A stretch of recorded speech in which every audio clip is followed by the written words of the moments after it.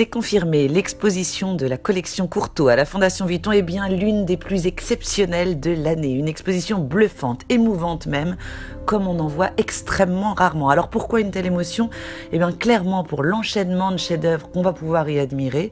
Ces toiles, on ne les avait jamais vues en France, en tout cas pas depuis plus d'un demi-siècle. Mais ce qui nous éblouit ici, ce n'est pas tant la rareté de ces chefs-d'œuvre que leur notoriété mondiale. Car ces tableaux, on les a tous déjà vus, mais jamais en vrai, en carte postale, dans les livres, à la télévision.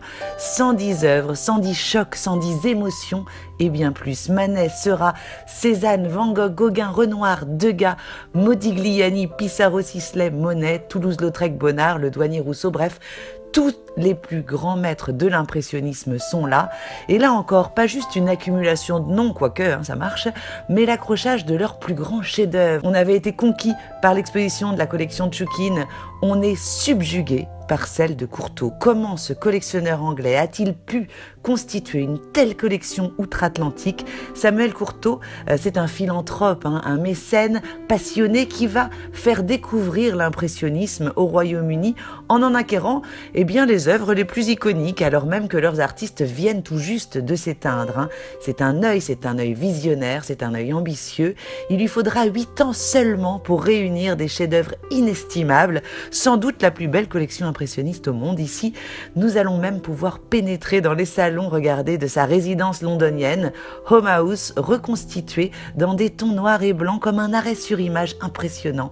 Tout s'arrêtera d'ailleurs en 1931, au décès de sa femme Elisabeth. Alors ici, on se perd, on prend son temps, on butine avec un immense bonheur, on s'approche de près pour enfin saisir l'insaisissable. Ici, face au bar aux Folies Bergères de Manet, sa dernière œuvre majeure, avec son troublant jeu de miroir qui nous met face à cette serveuse et à son client. Le déjeuner sur l'herbe aussi s'expose ici. Une esquisse, nous dit-on, mais pas n'importe quelle esquisse, tout y est, l'œuvre avant l'œuvre en quelque sorte, c'est juste sublime. Puis vient le temps des Monet, comme avec cette vue du golfe d'Antibes qui côtoie des représentations de la gare Saint-Lazare ou un pont en réparation à Argenteuil. Rencontre avec Renoir aussi et sa célébrissime loge qui sera présentée à la première exposition des impressionnistes. C'est d'ailleurs l'un des achats les plus chers de Courtauld. Seurat, et de la partie aussi, avec son pointillisme naissant puis beaucoup plus affirmé, avec notamment cette jeune femme se poudrant. C'est le seul portrait du peintre représentant en plus sa compagne ici. Regardez bien dans le miroir, le peintre a remplacé le reflet de son visage par un pot de fleurs. Et puis il y a les Cézanne, dont Courtauld était l'un des plus fervents admirateurs. Il en avait acquis 13 œuvres. C'est le plus grand ensemble d'œuvres du peintre au Royaume-Uni, dont une remarquable montagne Sainte-Victoire au Grand Pin, l'une des 5 versions des joueurs de cartes. Approchez-vous, le format est tout petit, mais quelle émotion d'être enfin face à l'une des vraies œuvres emblématiques de Cézanne. Un homme à la pipe aussi. Gauguin se joint évidemment à l'accrochage, là encore avec une œuvre majeure, Nevermore, peinte à Tahiti comme un ultime cri du cœur contre la corruption de la colonisation. Degas aussi et ses danseuses ou son bain, Toulouse-Lautrec au Moulin Rouge.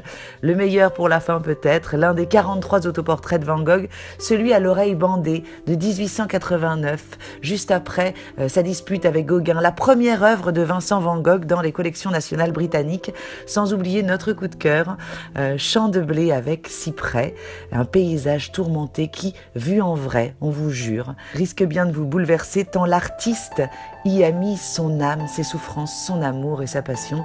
On en ressort changé.